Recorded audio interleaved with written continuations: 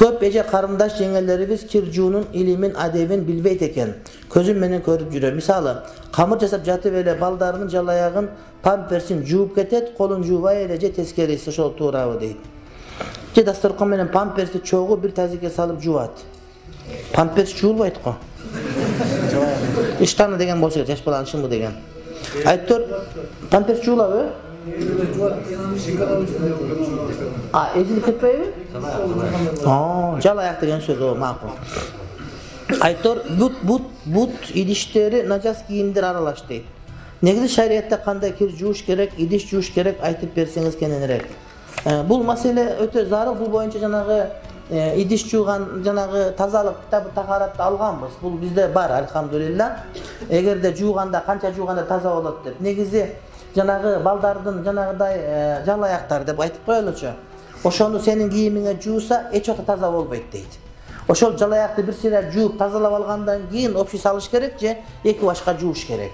Анткени утур жууганда аралашып кетип, кайра утур жууганда аралашып кетип отуруп, ошол кыйын болот деп айткан алымдар бар. Ошол себептен жаш балдардын кийимин бөлөк кылыш керек, же жанагы заара болгон жерлерин чайкап алып туруп бир сыйра, андан кийин тиги чоң бирге кошуш керек.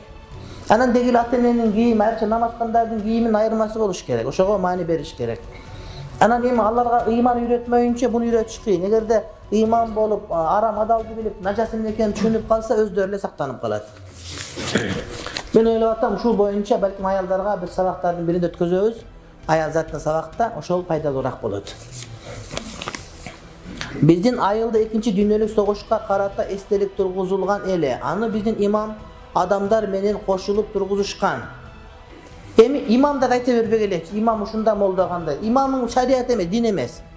Сага окшогон кече бирөө болчу бүгүн эл жок молдо кылып коюпсуңар болду. Имам ушунда, биздин айылда молдо ушунда, биздин айылда молдо арак ичет. Молдо мусулман, ал ислам эмес акыры.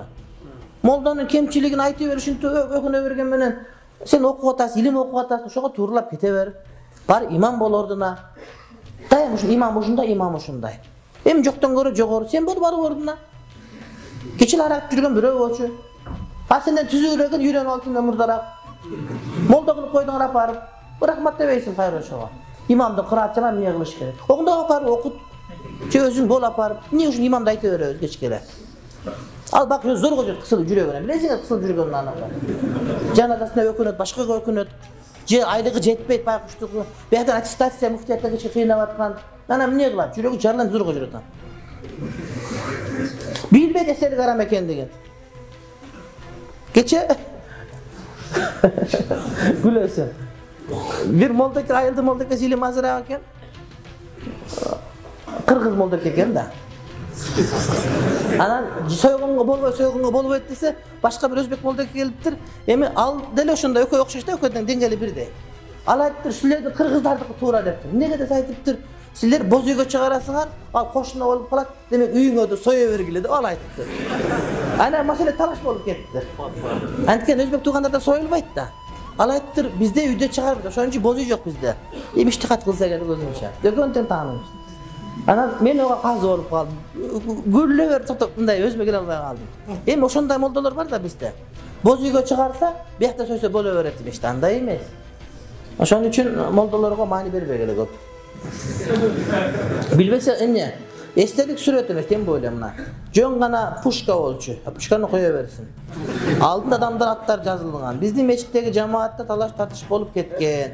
Эчтек пушканы кое бергиле. Живой пушка алып келип койсоңор деле эчтеке болбойт. Жанагы эски согушта калып кеткендер бар го, бузулуп калган. Алып келип сүйрөп келип койсоңор деле тура берет.